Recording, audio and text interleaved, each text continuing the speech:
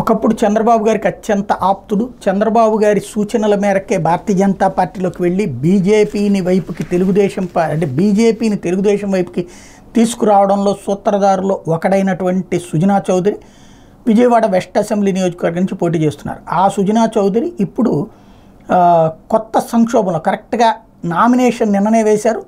ఆ తర్వాత గంటల్లోనే ఓ పెద్ద సంక్షోభాన్ని ఫేస్ చేశారు.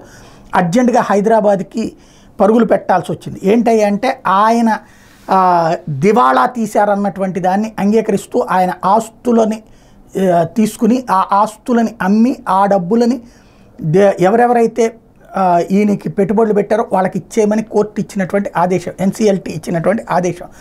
బీజేపీ నేత మాజీ ఎంపీ ఎన్డీఏ కూటమి విజయవాడ పశ్చిమ నియోజకవర్గ అభ్యర్థి సుజనా చౌదరి వ్యక్తిగత దివాళా ప్రక్రియకి National Company Law Tribunal Hyderabad bench green signal ఇచ్చింది. ఈ మేరకు గురువారం ఉత్తర్వులు జారీ చేసింది.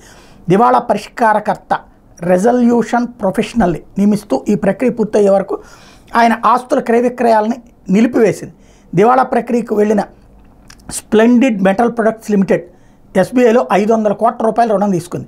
దీనికి సుజనా చౌదరి స్వయంగా గ్యారంటీ ఇచ్చారు. దీంతో సుజనా చౌదరి వ్యక్తిగత దివాళా ప్రక్రియ ప్రారంభించి పరిష్కారాన్ని చూపెట్టాలని చెప్పి ఎస్బీఐ 2021లో పిటిషన్ దాఖలు చేసింది. ఆయన ఆస్తులు మదింపు చేపట్టి వేలం ద్వారా ఎస్బీఐ రుణాలను చెల్లించేలా ఆదేశాలు ఇవ్వాలని కోరింది.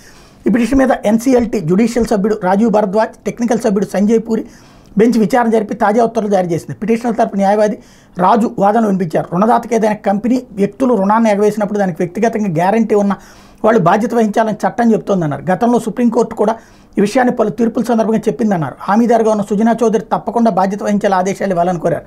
సుజనా తరపు న్యాయవాది వాదనలు వినిపించారు. ఇరుపక్షాల వాదన పూర్తి కావడం మధ్యంతర పరిష్కార ప్రక్రియ ఇచ్చే నివేదికను పరిశీలించిన బెంచ్ సుజనా వ్యక్తిగత దివాళా ప్రక్రియకు అనుమతి ఇచ్చింది. దీంతో బీజేపీ నేతకి షాక్ తగిలినట్టయింది. ఇప్పుడు ఆయన అర్జెంటుగా ప్రచారాన్ని మధ్యలో బ్రేక్ చేసుకుని హైదరాబాద్ వెళ్లారు. ఇప్పుడు తన ఆస్తులని జప్తు చేసి ఆ ఆస్తుల్ని వేలం వేసి ఆ వచ్చిన డబ్బులతో ఈ 500 కోట్లు తీర్చేటటువంటి ప్రక్రియ సాగబోతోంది.